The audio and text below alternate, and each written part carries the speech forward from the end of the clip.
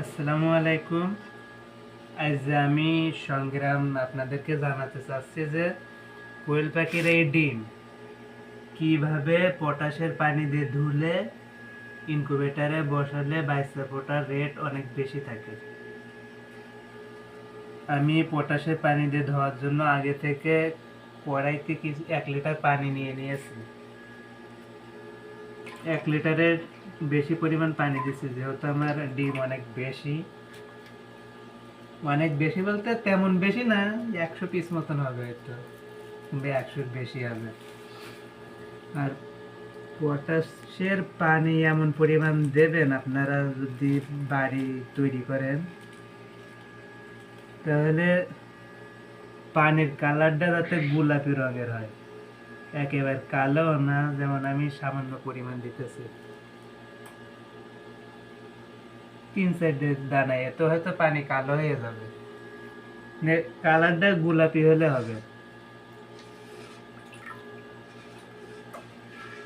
ভালোভাবে নাড়াচাড়া দিয়ে নেবেন।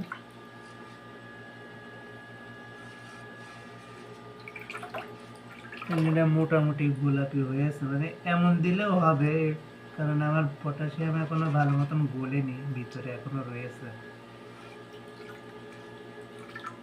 এটা হচ্ছে 1 লিটার পানির জন্য 3-4 দানা নিতে হয়। পানি আমি যেহেতু কিছুটা বেশি নিয়েছি, এই জন্য আরো 2-3 দানা দিতেছে।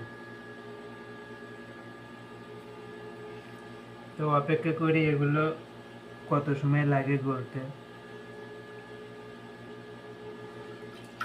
আর এই যে পাশে একটি শুকনো কাপড় নিয়ে নিয়েছি, যাতে ডিম পরবর্তীতে আলাদা করে শুকনো করা না লাগে। তো পানিতে ডিম বেশি সময় রাখলে ডিম এমনি নষ্ট হয়ে যায়।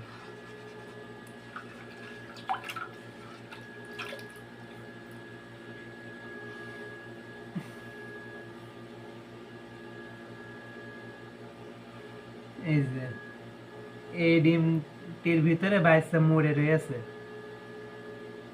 এমনকি এই ডিমটি বাওয়া, এই জন্য এটা ভেসে রয়েছে। আমার জানা মতে বিষয়টি কি আমি সঠিক জানি না, কিন্তু আমি ইনকিউবেটর থেকে বের করেছি। আর এগুলো আছে নতুন নতুন ডিম, এই যে মানে এগুলো দেখেন তলিয়ে গিয়েছে।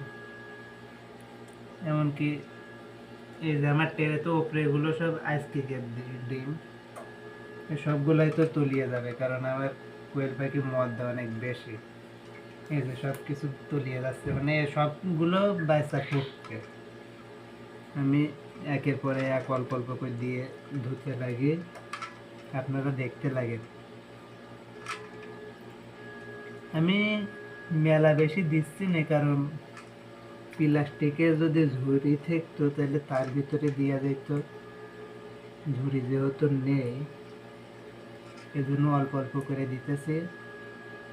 আর এমনকি আপনাদের যেহেতু শিখাচ্ছি, হয়তো আমার থেকে কেউ ভালো বেশি পারেন, যদি আমার কোনো ভুল হয় তাহলে কমেন্টে জানাবেন, যাতে অন্য লোকগুলো আমার থেকে না শিখো আপনাদের থেকে শিখতে পারে। আমার জানা মতে বাবা ডিমগুলো সব ভেসে থাকবে, তাও আমি ট্রাই করতেছি। আমার 100 ডিম দিলে 3-4 ডিম বাবা থাকে। এখন তো দেখতেছি সবগুলো ঠিকই আছে, সবগুলো খাঁটি ডিম একেবারে। এমনকি ডিম যদি ফাটাও থাকে তাহলে হয়তো ভেসে থাকবে। আমি এতদিন মেশিনে যায় ডিম ফুটিয়েছি হিউজ পরিমাণ, কিন্তু কোনোদিন আমি এমনভাবে করিনি। যেহেতু ভিডিও আজকে প্রথম করতেছি আপনাদের উদ্দেশ্যে, যে কি করলে বাচ্চা বেশি ফুটবে। সাধারণ একটা মেশিনে ডিম ফোটাতে গেলে 80%-এর উপরে সহজে ফোটে না, এটাই স্বাভাবিক বিষয়। মানে 100 ডিম দিলে 20টা ডিম নষ্ট হতে পারে, এটা স্বাভাবিক বিষয়। কিন্তু এমন আমার একবার হয়েছে, কিন্তু আমার অতিরিক্তবার 90-তে 90+ হয়েছে, কিছু কোনোবার 90-টা কম হয়েছে। আর সাথে আমি ইনকিউবেটর বিক্রিও করি। আপনাদের যদি কারোর আমার থেকে নিতে মন চায় তাহলে আমার সাথে যে কোনো বিষয়ে যোগাযোগ করতে পারেন।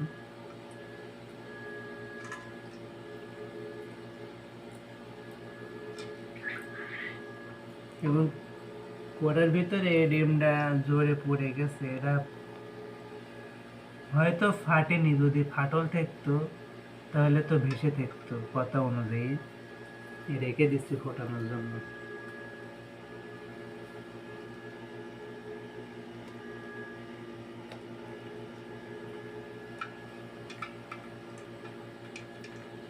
আর এতে কিছু বাওয়া ডিম আছে, এগুলো একটু পানিতে দিলে ভাসবে।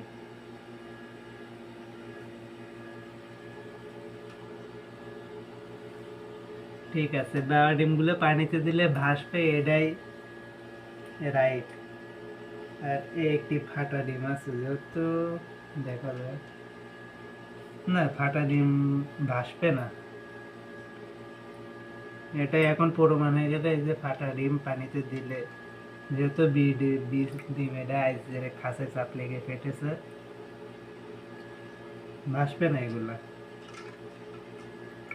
ফাটা ডিমগুলো আপনারা একটু চেক করে নেবেন, কারণ ফাটা ডিমে বাচ্চা তো ফুটেই না, আর ইনকিউবেটরের তাপমাত্রা নিয়ন্ত্রণ করা যায় না। কোনো সময় আর্দ্রতা পানির কারণে বেশি হয়ে যায়, কারণ ফাটা ডিমের থেকেও তো পানি শুকাবে।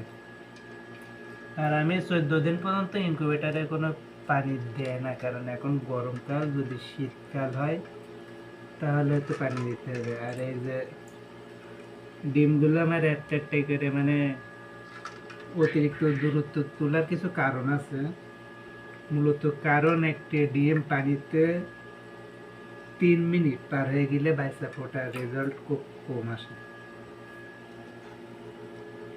এখন কিছু লোক দেখেছি ডিম হয়তো পানিতে দিয়ে ঝেঁকিয়ে ঝেঁকিয়ে তোলে, ওগুলো কেমন হবে এগুলো আমি শিওর করতে পারি না, তাদের কাছ থেকে শুনতে হবে। কিন্তু আমি কিছু লোকজনের কাছ থেকে রিটারে শুনেছি ও ডিমগুলো অনেক সময় পানিতে থাকলে নষ্ট হয়ে যায়।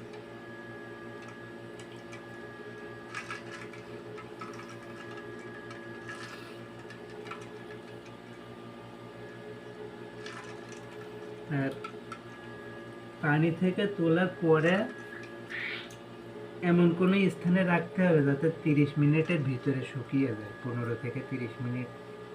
এমন সময়তে শুকিয়ে গেলে 1 ঘন্টার ভিতরে আপনি মেশিনে ডিম দিয়ে দিবেন। ভয়ও লাগতেছে, জোরে জোরে পড়তেছে, যদি যেহেতু পানির ভিতরে হয়তো জিনিস ফাটে না, ভেঙে যায়, কিন্তু এগুলো তো ভেঙতেছে না।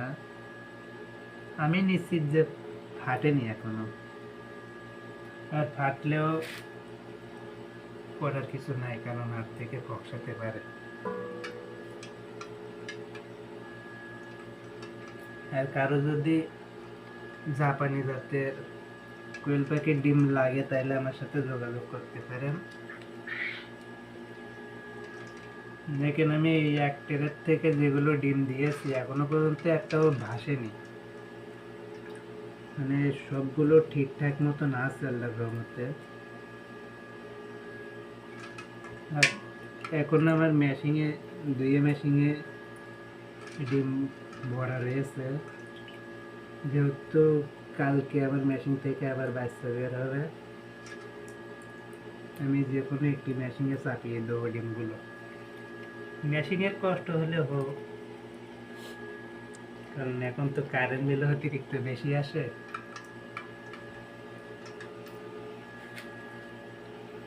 আর কোয়েল পাখির যত প্রয়োজনীয় জিনিস আছে, ওষুধ থেকে শুরু করে হাবিজাবি পর্যন্ত সবকিছু আমার কাছে পাওয়া যাবে ইনশাল্লাহ।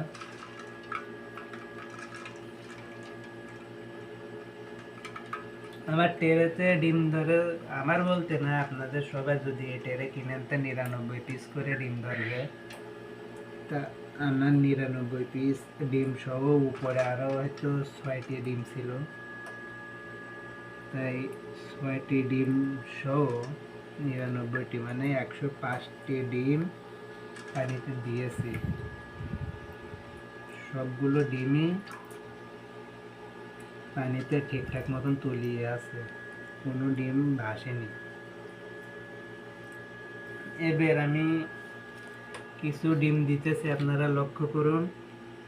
যেমন এই টেরেতে এই সাইডটা তো অবশ্যই ভেসেছিল, আর এটা ফাটল না, এটা ফাটল না, এই ডিমটা ভালো। এটা নতুন পাখি যে ডিম পেড়েছে, এটা হয়তো নতুন পাখিটা পেড়েছে, এগুলো হয়তো দেওয়া হতে পারে, এটা আমি শিওর না, আমি চেক করতেছি যেহেতু, দেখি এর থেকে কেমন ভাসে কিনা। কোনোটা হয়তো ভাসবে, এগুলা সবগুলা না ভাসলে আমাদের থেকে একটা দুটা ভাসবে। এই যে এগুলো একদম মানে সহজে কেউ বলতে চায় না, এমনকি বাচ্চা ফোটার পরে মরক মুরগি কোনটা মরক কিংবা কোনটা মুরগি এগুলা বলাও সম্ভব, কঠিন কোনো বিষয় না।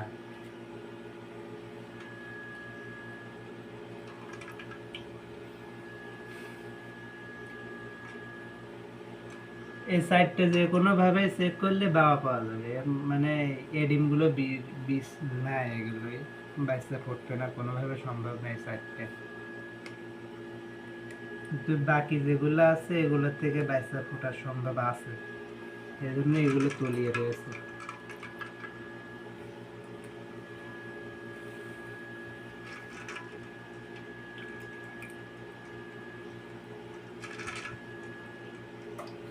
এখন কোয়েল পাখির সাথে আমার কাছে বিটল পোকাও আছে, আপনাদের যদি একান্ত বিটল পোকার প্রয়োজন হয় খুব অল্প, তাহলে আমার সাথে যোগাযোগ করতে পারেন। আমরা ক্যামেরা একটু ওপরে মুখে ঘুরে, এই হলো আমার বিটল পোকার পূর্ণবয়স্ক লার্ভা, মানে এগুলা যদি আমি গিলাসের ভিতরে বন্দি করি তাহলে এর থেকে মনে করেন সহজে পিউপা তৈরি করা সম্ভব। আমি 3-4 দিন আগে কিছু গিলাসে রেখেছি, এই যে একটি পিস হয়েছে, এই যে আমার অল্প কিছু করে পিউপা তৈরি করি, এগুলো আমি আবার মাডা তৈরি করি, এগুলো থেকে আমি বাচ্চা সংরক্ষণ করি। আছে অল্প কিছু, যদি কারোর প্রয়োজন হয় তাহলে আমার থেকে নিতে পারেন,